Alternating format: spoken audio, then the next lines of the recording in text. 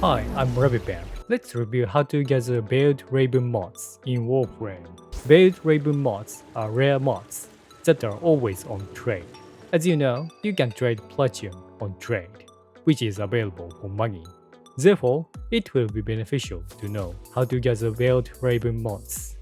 I guess everyone watching this video is trying to earn Platinum, so I'll skip how to get the Veil Riven mod by spending Platinum.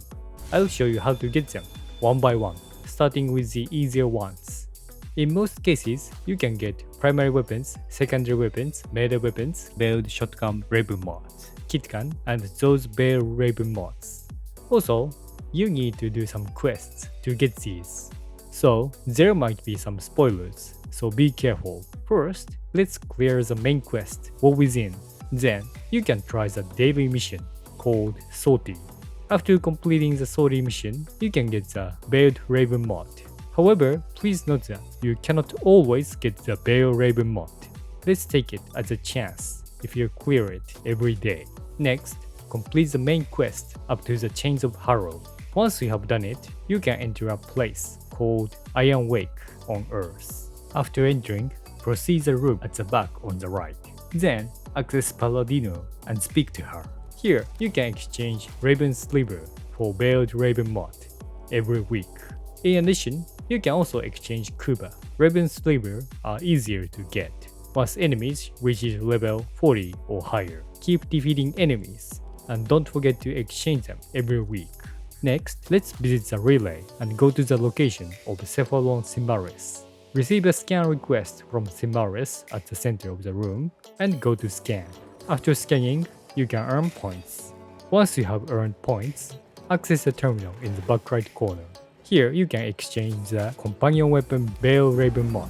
You need to earn 10,000 points, but if you earn them steadily, you can get it for sure. It is a pretty minor Riven mod, but it has a certain demand. Unlike other Riven mods, scanning is required. Therefore, it is somewhat difficult to gather compared to others. The details of how to scan are shown in a previous video, so check it out for more info. Next, let's do the NightWave. You may also get Riven mod and cred as a reward. Then, buy Nahil's Uvelit from Cred's exchange goods. Once you get it, place it in your ship. Open the menu, select Equipment, choose Orbiter, and open the decoration menu. Press the Place Decoration button and place it. Once placed, buy the key, enter Nahil's Uvelit from Cred's exchange items. Now, you can fight against Nahil, the boss of NightWave. Access the Uvelit placed and start the battle. Nahil attacks with a sword and the glass shards. Sword strikes are fatal, so be sure to dodge them. Attacks with the sword are vertical downward swings and horizontal slashes. You can avoid the downward swing by moving from in front of him, and you can avoid the sweep by jumping. Both attacks have a pre-motion, so if you watch carefully, it should be easy to avoid. There is no problem if you fall, so if you cannot avoid an attack, fall to avoid it. Between sword attacks, he sometimes throws glass shards at you. After dodging the glass shards, they will stab into the foothold. You can collect shards by approaching this. This time we will attack Nahil by throwing discs but collecting glass shards as projectiles. At first, Nahil's health gauge is grey, so you can't attack him directly. To deactivate it, you need to throw the glass shards at the glasses floating around him. If you hit it well and break all the glass, the health bar turns red and you can deal damage. Once you have reduced his health by 1/3, Nahil becomes invincible again. After that, just repeat the same thing as before, and you will be able to defeat him eventually. When he cornered, he teleports around to confuse us. When he teleports, he becomes a beam of light, so you can track his movements by watching the light. After defeating Nahil for the first time, you will get the blueprint for a sword called Vitarica. Once you get the blueprint for this weapon, buy the key, enter Nahil's Uvelit again, and fight Nahil. If you win, you get a random type of Veil Riven mod. This way, you need to keep doing Nightwaves. Cred offers other valuable items, so I don't really recommend it. But it is good to know about it. Next, let's clear the main quest called Veil Breaker. This will unlock the weekly mission to defeat the boss, Archon. Here you can get Archon Shards and additional rewards. With this additional reward, you can get Riven Mod. However, like Sortie, it is not always possible to get the Riven Mod. Just remember that if you do it every week, you will have a chance. Next, let's exchange the Phatos Clump for the Riven Mod. Phatos Clumps are available after completing the Duviri experience or Lone Story. Once you have them, visit Acritis in Duviri or Dormi Zone. Give her Phatos Clump to get the Riven Mod. She can exchange any Riven Mod except the Archgun. You might even get a Riven Mod for your companion weapon.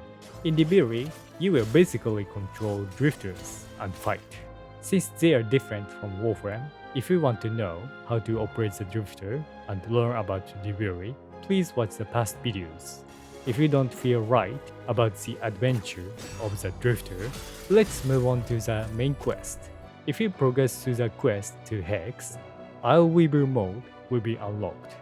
You can use Warframe here. Now, you can enjoy gathering Phatos Clumps. However, Phatos Clumps are necessary to evolve weapons. It is also needed to go to the Steel Circuit. You need 20 Phatos Clumps to upgrade one weapon. For now, you can evolve 40 different weapons. If you intend to upgrade all of these weapons, you will need at least 800 in total. Since you can get 10 Phatos Clumps in one mission, you will have to complete 80 Duviri missions outside of the circuit. Once that's done, it's a good idea to exchange the Riven Mod and Phatos Clump.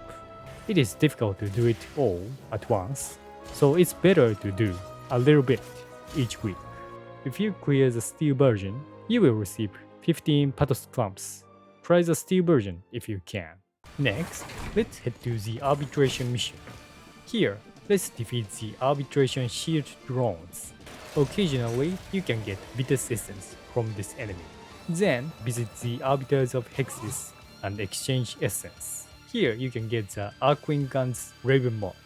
However, there are many other mods that should be prioritized, other than Riven mods.